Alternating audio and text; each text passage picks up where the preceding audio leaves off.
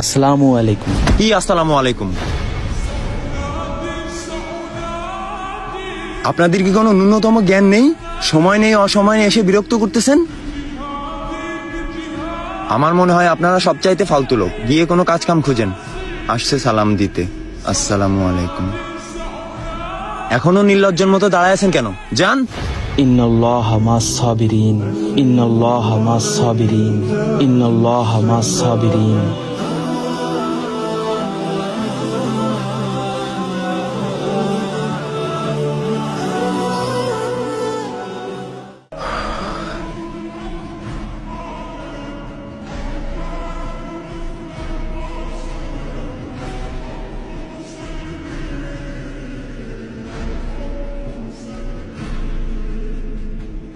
আমি শেখ হুজুর, আপনি ওনার জবাব কেন দিলেন না?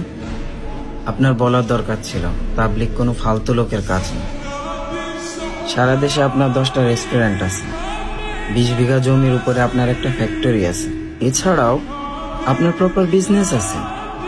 সেলিম ভাইয়ের কথাই বলতেন, উনি তো একজন MBBS ডাক্তার। বললে উনি হয়তো বুঝতে পারতো পাবলিক কোনোভাবেই ফালতু লোকের কাজ না। নাহিদ ভাই, আমি যদি তাকে টাকা দিয়ে ইমপ্রেস করতে চাইতাম, তাহলে হয়তো তার ভিতরে আল্লাহর দিন পৌঁছাইতো না, বা দিনের ভালোবাসা ঢুকতো না। আর আমি টাকা দিয়েই বা কেন তাকে ইমপ্রেস করব, যে জিনিস এই দুনিয়াতে সীমাবদ্ধ।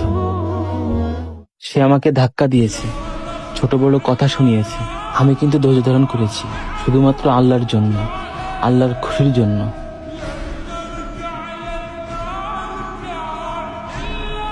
হয়তো আমাদের ধৈর্য ধারণ করার ওসিলায় আল্লাহ পাক তাকে মসজিদে নিয়ে আসতে পারেন। আপনি ঠিকই বলেছেন আমির সাহেব। আমির সাহেব, আপনার ধৈর্য আমাকে বাধ্য করেছে মসজিদে আসার জন্য।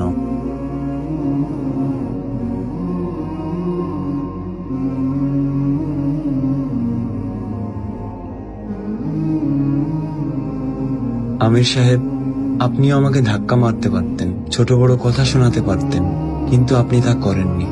আপনি ধৈর্য ধরেছেন। আপনি আসলে একজন মহান ব্যক্তি।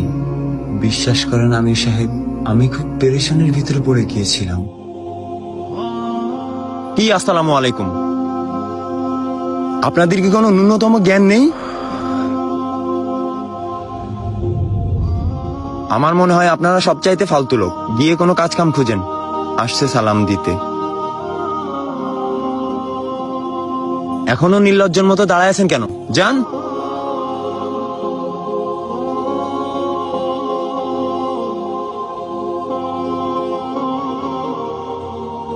তারপর থেকে আমি আপনাদেরকে খুঁজতে থাকি, আর খুঁজতে খুঁজতে মসজিদে চলে আসি। এই খুব সুন্দর দিন আমিও শিখতে চাই। সুবহানাল্লাহ। সুবহানাল্লাহ। चल दीन की तबलीग में चलने का मजा देख, अल्लाह के रास्ते में निकलने का मजा देख। चल दीन